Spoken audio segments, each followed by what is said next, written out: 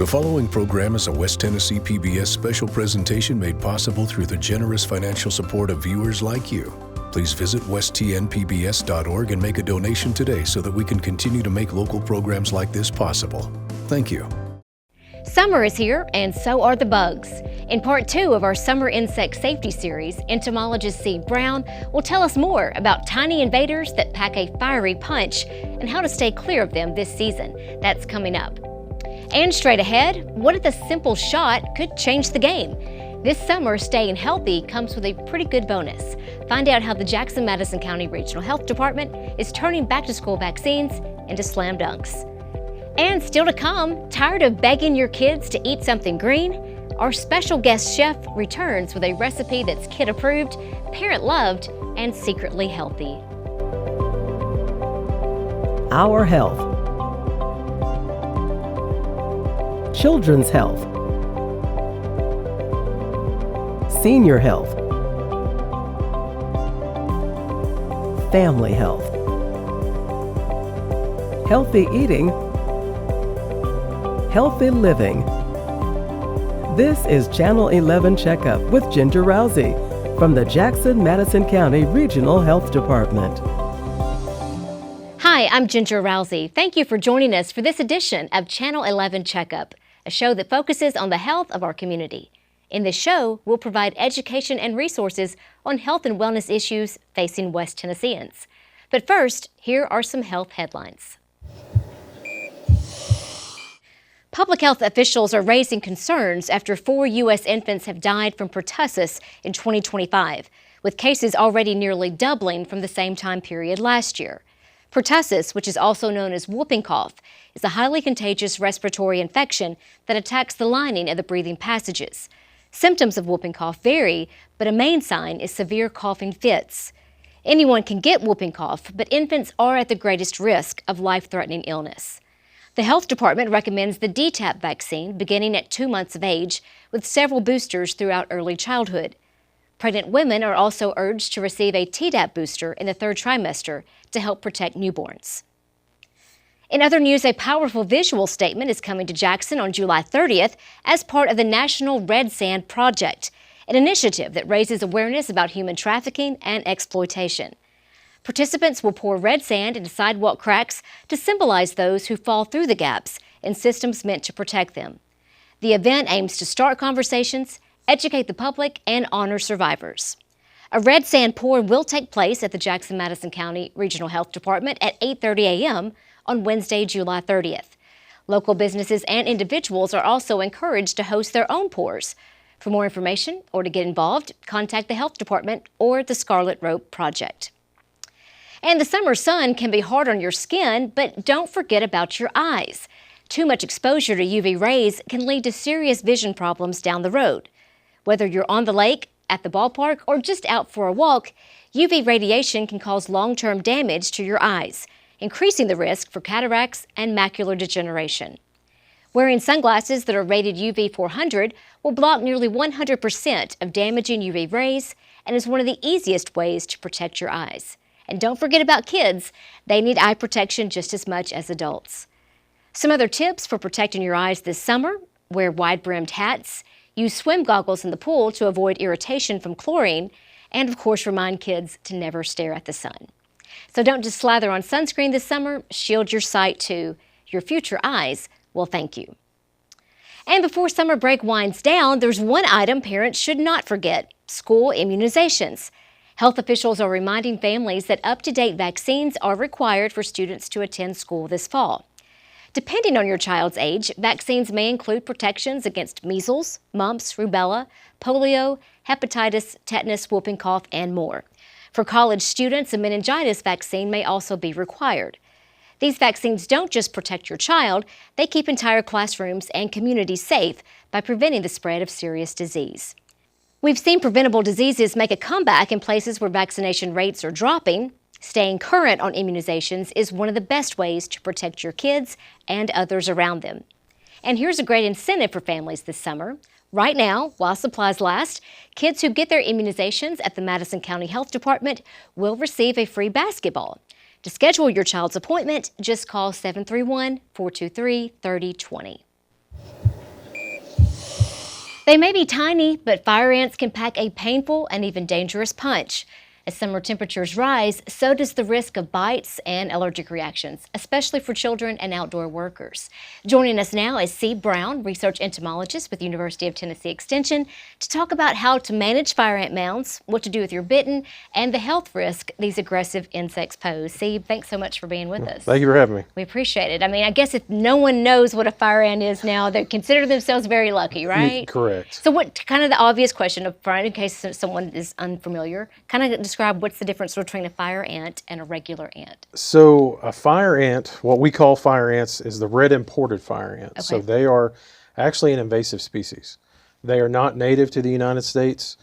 They came over, from what we best can recollect, in 1948, somewhere around there, in ship ballast in the Port of Mobile. So they used to use soil instead of water. Now they use water. They used to use soil as a ship ballast. Well, they had a shipment come out of Brazil, Argentina, and the soil that they used as ship ballast was contaminated with red imported fire ants. Wow. And then they dumped it on the land, or dumped it on land to get rid of it. And so we think that's where they started. So it started in Mobile, and over the last, 80 years, they've worked their way north. Wow. Because I was about to say, we haven't always had fire ants in Tennessee. I know you're from Texas. You may have dealt with them longer. It's my whole life. How long have they been here, and are they just gradually moving north? So Tennessee's had fire ants for, it's decades now. I guess I'm that old, okay. What typically slows fire ant, I guess, invasion north is cold. So Tennessee was the frost line for several years. It still kind of is, the further north you get in Tennessee. But what happened was Tennessee gets too cold. And so over time, the fire ants have slowly marched their way north. They've become more acclimatized, or whatever you want to put with it.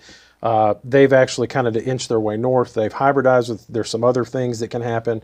But for the easy explanation, it was temperature that kept them pushed south. That's primarily why they're in Texas, Louisiana, Mississippi, Florida really bad. That's the southern, more subtropical states is going to be overrun by fire ants. But they are sort of acclimating to our climate here in Tennessee. Yes. Becoming more common. Yes, they're becoming much more common. Even the 5 years I've been here, I've just noticed an increase in the number of mounds, especially where people don't try to control them or do things to take care of them.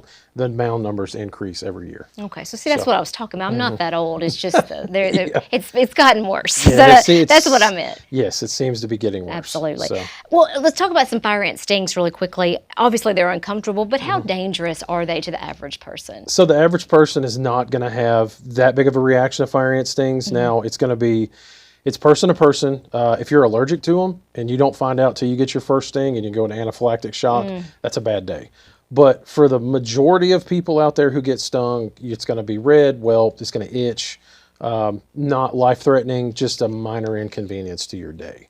So, but for parents, if their kids get stung, what are some things they can do to help them? So first thing if this is the first time your child's ever been stung, I would definitely watch them close, evaluate them, because if you've never interacted with fire ants before, you don't know how your body's going to react. And so watch them, make sure, see if it swells, typical throat tightening, having a hard time breathing, tongue swelling, that's going to be an emergency call. But if it's red, localized, the pain should subside in 15, 20 minutes, and then you can put cortisone ointment or the pink lotion that everybody used to calamine, that everybody would get rubbed on when they were a kid. That works. Just something that's an analgesic to take the pain away and reduce swelling is typically going to be all you need. Ice helps too. Sure. So. All right, well, some good advice there. Besides just avoiding the mounds, I mean, are there some other steps that you can take to avoid getting bitten or stung? So something and this is true. Is it a bite or a sting? It's a sting. It's a sting. So, in fire, they do both. Okay. So fire ants are kind of unique because they bite you and they sting. So they bite. Let's take a typical soldier. There's a soldier ant that protects the hive. When they crawl on you, they latch on with their mandibles, and then they drive their stinger into your body, and so you're going to get a bite and then a sting. And so other ants don't typically do that. Some do, a lot don't. And so it's a misnomer. You're actually getting stung is what's causing the inflation and the little pustule and everything that happens after a fire ant. So What we do, what I've trained, coming from Texas, I grew up my entire life with fire ants. It's one of those things you knew from, a toddler to an adult. You look at your feet when you stop. And that's something I try to, and it seems kind of silly, but I tell my kids, if you're not, even if you're walking on concrete, if you stop somewhere, look at your feet, because that's going to be one of those where you're not going to know if you're standing in a fire ant mound until they're crawling up your legs. Right. So if you stop, walk, especially somewhere that has tall grass, you're unfamiliar with it, and you stop, especially if it feels soft, look at your feet, because you may be standing in a mound and you don't know it. Other areas, just avoid areas that have them. Typically, the larger mounds, if it's a manicured yard, you can see them. Yes. So they stick out like a sore thumb. But for the most part, I mean, fire ants are part of our ecosystem.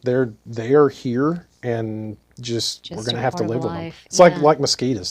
They're here. They're part of life. Watch where you put your hands too. Exactly. A couple of years ago, I was working in some pots, clearing out winter stuff, and they had built up through the ground, and didn't realize it until I had stings all over my hands. That's another good one. Potted plants are notorious. I've seen them in bags of soil at Lowe's. Okay. Like if it's especially, or just any home improvement, I'm not singling Lowe's out, anywhere home improvement store that may have potted soil, especially if it's back off in a corner and it's not really high trafficked, and you pull a bag, they can build a mound up the side, and they may be inside the bags. So I've opened bags of mulch and soil that have fire ants inside of them. So potted plants are one, especially if they've been sitting for a while, you don't mess with them at all, and you can pick it up. I think everybody who does any kind of gardening has learned that the hard way. Yes. Same thing, spreading mulch, things like that. So just pay attention to your surroundings is the best way. Absolutely. Are they a threat to pets? They can be a threat to pets. More often than not, pets, what we see issues with are pets that are maybe immobile. So if you have let's say an older dog or a cat that has incontinence, or have to go, you have to let them out. They may not move very well. If they fall or stop in a mound, they can get covered in ants, and then the amount of stings can actually cause them to go and to have some serious issues. So pets typically know if they can move, because like us, if they step in a mound and they get ants all over them, they're going to get away from it. Sure. And then they're going to try to get them off. So, I mean, unless it's just a unique scenario where the animal can't move or it's immobilized for some reason, that's where we have issues. Some of the things with like cattle production is if a calf is down or a cow, they're not going to kill a full-grown cow, but calves, especially, and not necessarily maybe in Tennessee, but further south, if a calf couldn't get up and they're near fire ant mounds, fire ants will find it, and they can actually kill that animal if it's not treated quickly enough. Wow, that's awful. Okay, let's move on to a topic that you really know about, and that's getting rid of unwanted pests. That's really your specialty. So what can we do to get rid of these fire ant mounds, or can we really get rid of them? So you can do, there's several different approaches you can use to get rid of fire ants. If you live in a suburban area, so if you live in a neighborhood, what we typically recommend is it's a local approach. Because what will happen is, if your neighbor to your left and to your right are overrun by fire ants and you do everything you can to kill them, what's going to happen is you can keep your yard clean for a little while, and they're going to start moving into yours. So if the fire ants are a big issue, it's almost you need to have people adjacent around you all work on the same program to get rid of them. Rural areas, it's a little bit more difficult. You have more acreage. But we typically recommend, the most effective thing that we usually recommend is baits. So they make fire ant baits. They're going to typically have what's called an insect growth regulator in them. And then some of them have a quicker knockdown one. So you'll get quick knockdown which means it'll kill them fast. So you'll see the ones in the mound. You won't see them out.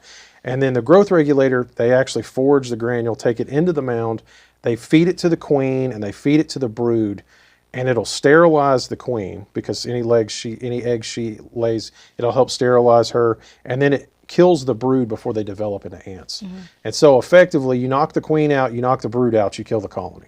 And so they're typically slow. So they can take anywhere from, fastest I've seen them work is 6 weeks up to 3 months. But it's more of a long-term, safer solution than using some other insecticides that you can buy at big box stores. They work, but they're more broad spectrum, which means they don't care what insect comes in contact with them. Gotcha. Baits are very specific. Okay. They're only going to work on fire ants, safe to use around pets, animals. I mean, and it's a granule. And so it's impregnated with oil. The ants are attracted to it. They pick it up like it's a piece of, like a crumb you drop, and they forage it back into their hive, and then they distribute it. So it's not washing off somewhere. No, it's not going to wash off.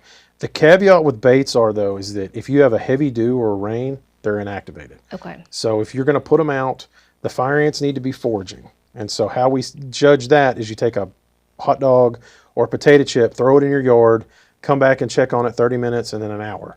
If there's ants on it, that means they're foraging. You can spread bait, and then they'll pick the bait up. Now, if there's imminent rain in the forecast, like what we're fixing to have this weekend, Yes. this would be a bad time to spread bait because the rain will wash the bait off, or it'll make it to where it's not palatable to the ants and they won't pick it up. Okay. So, And that does bring up another good question, because when we talk about insecticides, that does bring up some different health concerns. And so, as you mentioned, the granular bait is a safer option. Yep. But just in general, maybe some good advice for people who are using insecticides, particularly in homes where you have children. What are some good things to keep in mind? So the big thing is follow the label. Each insecticide bottle, bag, whatever you have has got a label. And so it will clearly outline the instructions of how to use it. And so deviating from those instructions is a violation of federal law. So you're violating the label, and that's what we say, label's the law. So follow the label, utilize it how it's intended, use the correct amount. If a little does a little good, a lot doesn't do a lot of good. It's not, that adage doesn't work with insecticides. So just make sure follow instructions. The stuff you can buy at box stores are typically it's called ready to use, or RTU. And so they're very much plug and play, follow the instructions, and then it should work. And so that's going to be more or less, we don't have resistance issues that we've seen where things aren't working. So if you decide to go with a bait, or you go something you can get at Walmart or Lowe's or somewhere, whether it's in a bottle or a bait, just follow instructions and use some common sense. Keep them out of the reach of children. Typically what you do with cleaning solutions at home, any kind of chemicals, just keep them stored separately outside, somewhere that your kids or your pets or somebody can't get into that's not old enough and to use that's according to label. Are there non-pesticide options for fire ant control? So there are. I've seen different things. Social media is crazy. The amount of things. I've seen salt and vinegar and things. Don't use salt. Salt will sterilize your ground. Vinegar's the same way. Big thing is a lot of people want to use boiling water. I've seen people boil pots of water and dump it on a fire ant mound. That probably will work, but the danger of you burning yourself with boiling water, scalding yourself, catching your house on fire, doing that, running back and forth, is a lot greater probably risk to you than the fire ants pose. So it's not something we recommend. Right. They make some products that are natural. They contain a substance called D-limonene, which is actually present in orange peel. Okay. And so you can use that, and it's supposed to repel them. If you eat oranges or lemons or use citrus, you can blend the peel up and sprinkle it in your yard.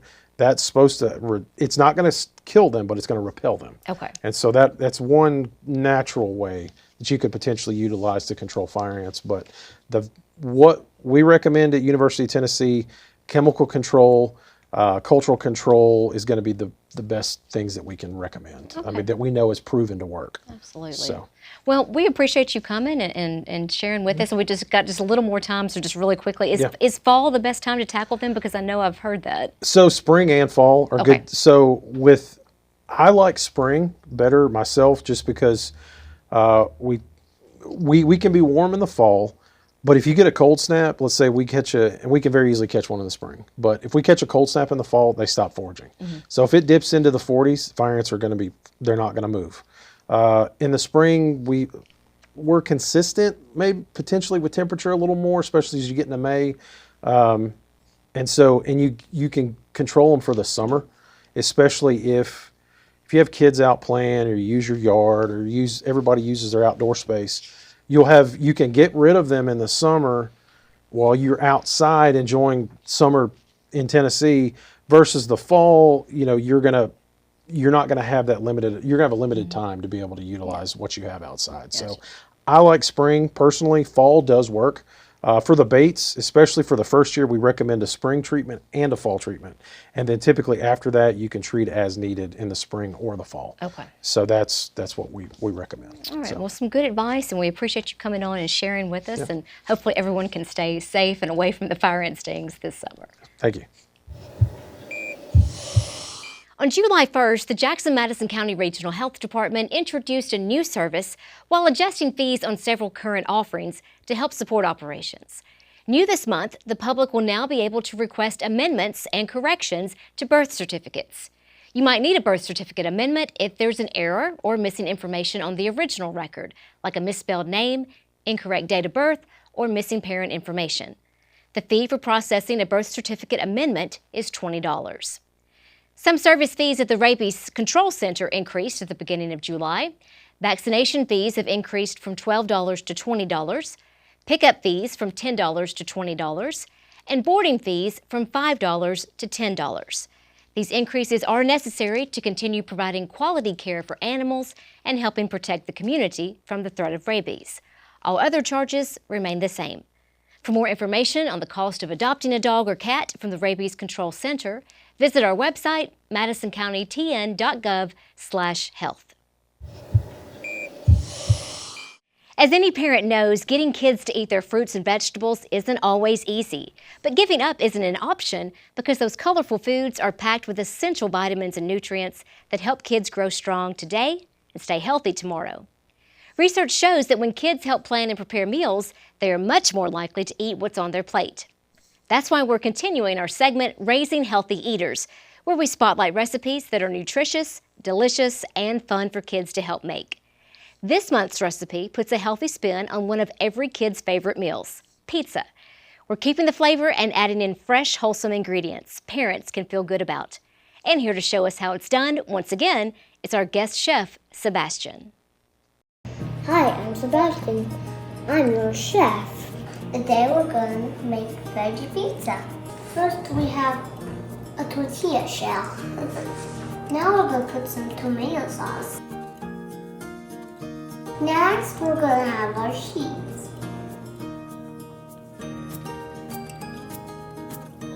Next we'll add some vegetables. Carrots first. Pepper. Broccoli. Yes! It looks yummy. This is Italian seasoning.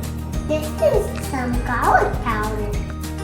Now get your mom to put it in the oven. 5 minutes. Smells good. Can I have this piece? Good. Thanks for watching.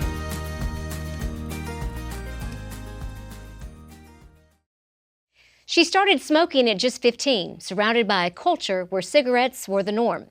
For more than a decade, Anne struggled with addiction, but today she is smoke-free.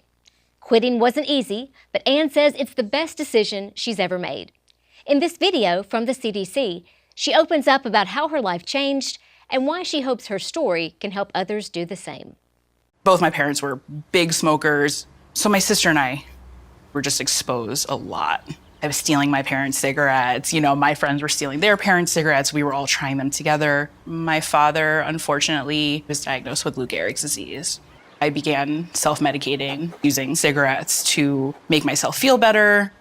They just felt like my best friend. By the time he passed a year and a half later, the self-medicating, it wasn't working, but I was still doing it. And I went to a psychiatrist and I was treated. My journey with tobacco was done.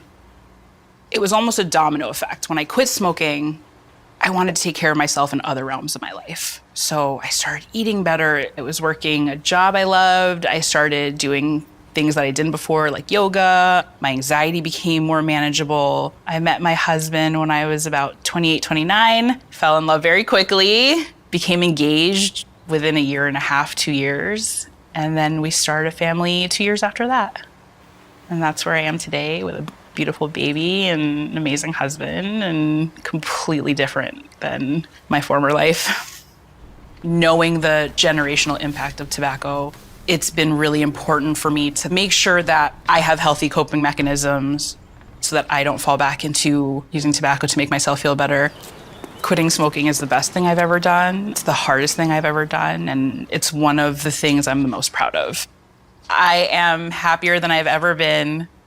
Life has only gotten better since I quit. Talking about mental health can be tough, especially for teens. Whether it's anxiety, depression, or just feeling overwhelmed, many young people struggle to speak up or even know where to begin. Dr. Richard Chung is an adolescent medicine specialist who works with teens every day. He says acknowledging mental health concerns doesn't have to be scary, and that asking for help is a sign of strength. In this video from the American Academy of Pediatrics, Dr. Chung shares simple, honest advice for teens and how parents and caregivers can support those conversations. Over the past several years, there's been a lot of increased attention on the need for mental health. And it seems so obvious, but it hasn't been for so many years. And so I'm excited that we're in this moment where we can actually talk about it. When I talk with teenagers about it, I just try to ensure that they are well informed, that this is a real thing, that if they are experiencing things that make them question their own mental health, that they deserve to get the help that they need. Now, the first step often is just sharing those symptoms or those concerns with somebody that they trust, and then relying on that person that they trust to then link them to the support that they need. It can be hard though, right? Because I think mental health is often stigmatized, or it can be scary, right? If you're a young person experiencing certain symptoms and you yourself don't even know what's going on, it's really scary to kind of navigate that and then even share that very concerning thing with somebody else. But my word of assurance to young people is that there is help out there. And so if you are experiencing something, go to somebody you trust, ideally an adult that cares for you, that is available to you, who will listen to you, and then help you think through what the right next step is. Before we leave, a few reminders from our show. The Red Sand Pour will take place Wednesday, July 30th at the Jackson-Madison County Regional Health Department. Local businesses and individuals are also encouraged to participate that day. For more information on how you can get involved to raise awareness about human trafficking, contact the health department or reach out to the Scarlet Rope Project. Kids who will need school immunizations this fall should not put them off. Come to the health department now for childhood vaccines and beat the back-to-school rush. Plus, kids who come early can get a free basketball while supplies last. Please call ahead for appointment availability. Before we go, we want to thank our guest, C. Brown with UT Extension, and of course a special thanks to our kid chef, Sebastian. And finally, we'd like to thank you for joining us on this episode of Channel 11 Checkup. I'm Ginger Rousey. Thanks for being with us, and we'll check in next time.